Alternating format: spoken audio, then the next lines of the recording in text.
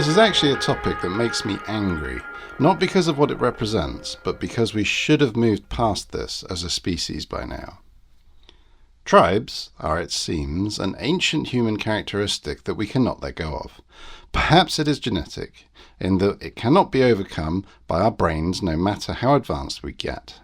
However, I am not in any tribe, and have myself transcended the need for them. I operate on the principles of truth, trust, and agreement.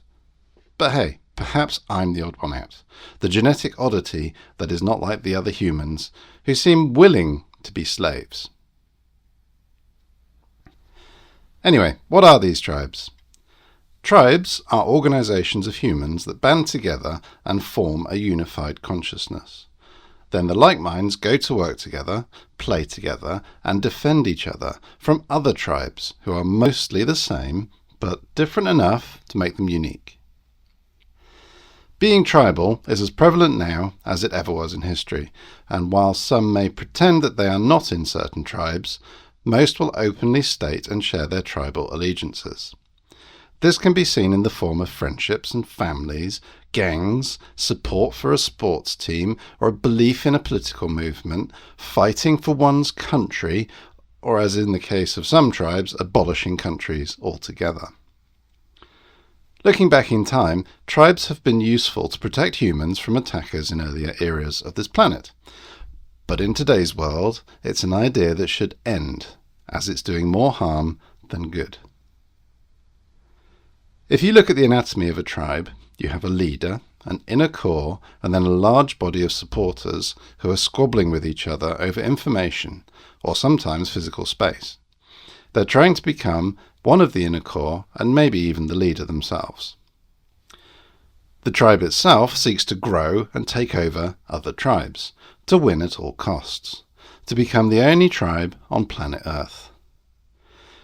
Each will fight other tribes to protect itself from losses, both individually and collectively. The loss factor of any situation will be covered up by the tribe to protect its own supporters from learning of it and then damaging the herd. Individually, supporters will lie, cheat, and manufacture evidence to the contrary of any bad situation, thus protecting the tribe from ramifications of any loss. A tribe is in essence a kind of brain structure that is made up of many dispersed nodes. These have network connections along the lines of ideology, belief, and a sense of who the enemy is. Because of the mindset of a tribe member, individual thinking is largely removed, and each of them looks and sounds and acts the same. They look a lot like brainwashed cult members, and each will have nothing bad said around them about the tribe.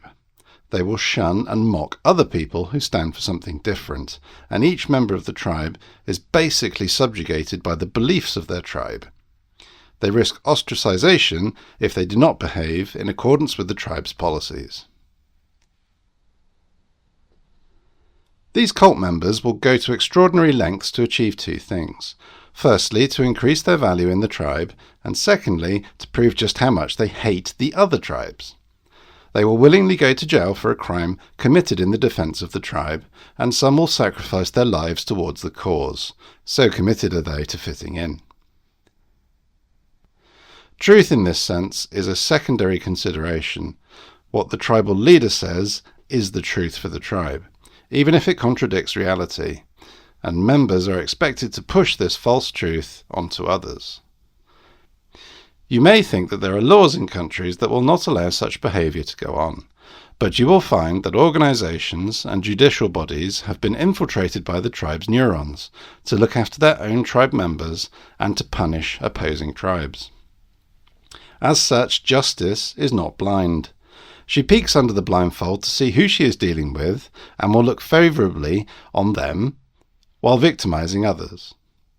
If a tribe has the majority of the power in a country, they will ignore laws they don't like and then go as far as they can to rewrite laws in their favour, of course at the expense of other tribes.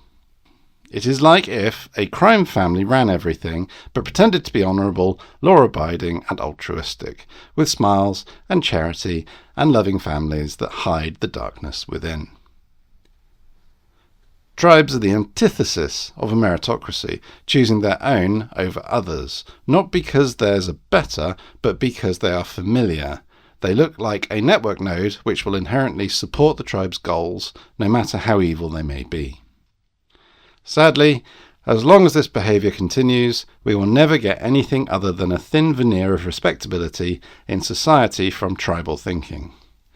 We will also not solve any of the world's problems, as there will always be infighting and power games, and the truth will never be told. If tribes are big enough and come to blows, then we may all feel the wrath of tribal warfare, and possibly get dragged into world wars. Sadly, for those that are not in a tribe and not aware of them, they will become ensnared by tribal thinking all the same. They may not be card-carrying members, but they want to get along and so act like the tribe for as long as it suits them. These types will likely have different friendship groups and behave in a chameleon fashion to present different characteristics of themselves to each tribe they deal with. Then we have those who choose not to be a part of this animalistic structure, and they are the lone wolves, not abiding by any of the tribe's rules and doing their own thing. Not aggressively, but their will to stand in the truth outweighs any sense of belonging to and getting on with a tribe. The story of Jonathan Livingston Seagull illustrates tribes as a metaphor for us humans, and also demonstrates that without the pressure to conform on one's shoulders, an individual can transcend the tribe and go on to do amazing things.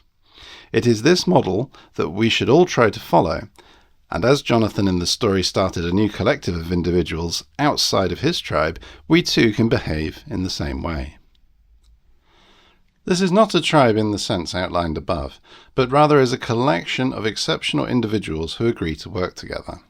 Individuals who are capable and unafraid can form a new kind of organisation, where people have the freedom to come and go, but choose to stay and help others for the sake of the collective future for all. I call this an autonomous collective, without fixed dogmas and practices, without corruption or power seeking. Everybody is equal. It is a non-tribe, if you like. All are welcome if they live in the truth and behave like individuals who have arrived at the same conclusion as to what is good for humanity.